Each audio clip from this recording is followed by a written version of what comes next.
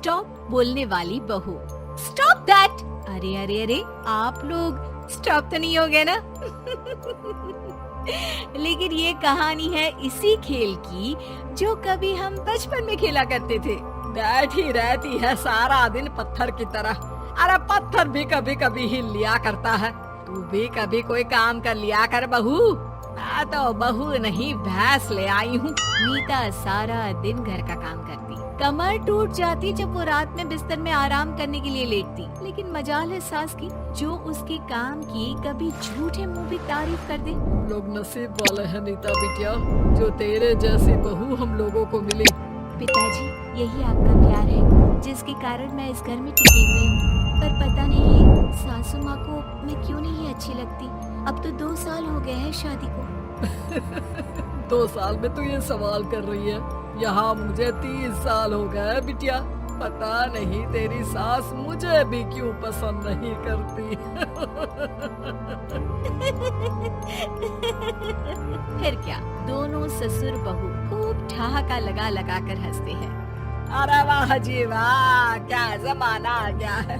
बहू को देखो कैसे ठहाके लगा लगा कर ससुर के साथ हंस रही है।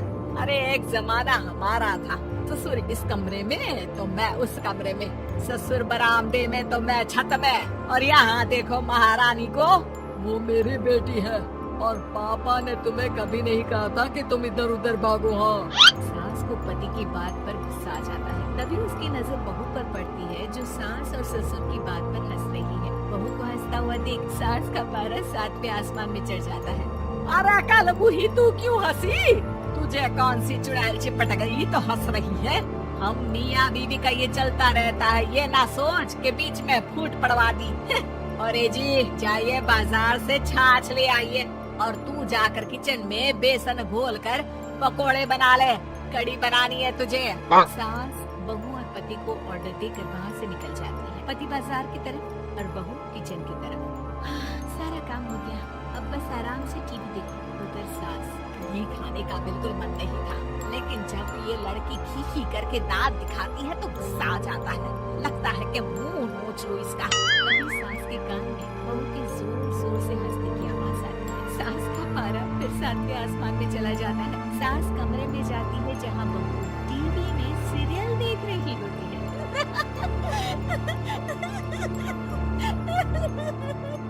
अरे पागल हो गई है तो बता दे, पागल खाने छोड़ाऊं तुझे? माँ जी, आइए ना, देखिए ना, आप भी ये सीन देखिए, कैसे बच्चे स्टॉप दैट खेल रहे हैं। इस खेल में ना जिसे स्टॉप दैट बोल दो उसे स्टॉप होना पड़ता है। हाँ हाँ, बहुत खेला है मैंने भी इसे बचपन में। कोई इतने भी पुराने लोग नहीं है अब।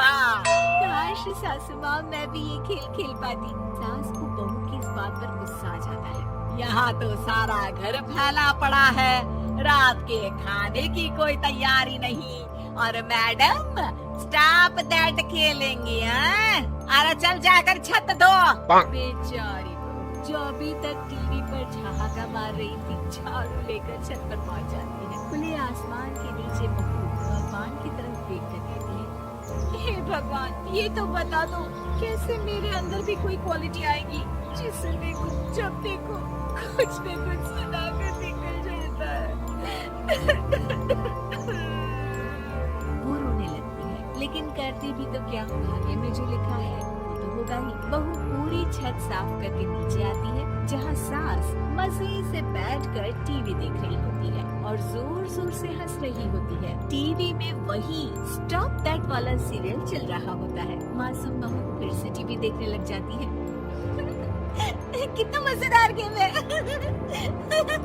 सास को फिर बहू पर गुस्सा आ जाता है। अरे उसे तो बहू के हंसने की आवाज ही चुभती है। तुझे स्टॉप दैट खेलने का बहुत मन कर रहा है ना? मुझे बोल स्टॉप दैट, अब बोल स्टॉप दैट, बोल बोल। नहीं माँ जी, कैसी बात कर रही है? अच्छा तो फिर हंस क्यों रही है? अरे दम में तो बोल के दिखाना मुझे स्टॉप दैट। बहू सास के जोर देने पर जोर से गुस्से से बोल देती है, स्टॉप दैट। लेकिन ये क्या, सास तो मानो किसी भूत की तरह जम जाती है। मन तो कर रहा है कि ओवर ही ना बोलो, लेकिन ये मानेगी तो नहीं ना।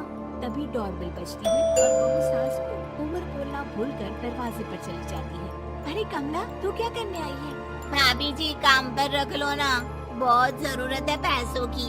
मैं जानती हूँ पर मेरी सास नहीं मानेगी ना। अरे पता नहीं भाभी कैसी सास है आपकी, इतना काम तो मैं 4 घर का नहीं करती जितना वो आपसे एक घर में करवा लेती है। बहू काम वाली से खड़ी होकर तकरीबन आधे घंटे बात करती है और उसे विदा कर जैसे ही घर के अंदर आती है तो देखती है कि सास वैसी की वैसी ही खड़ी है। स्टॉप दैट, ये जो कह कर गई थी वो। अरे हाय, ये सासू माँ को क्या हो गया?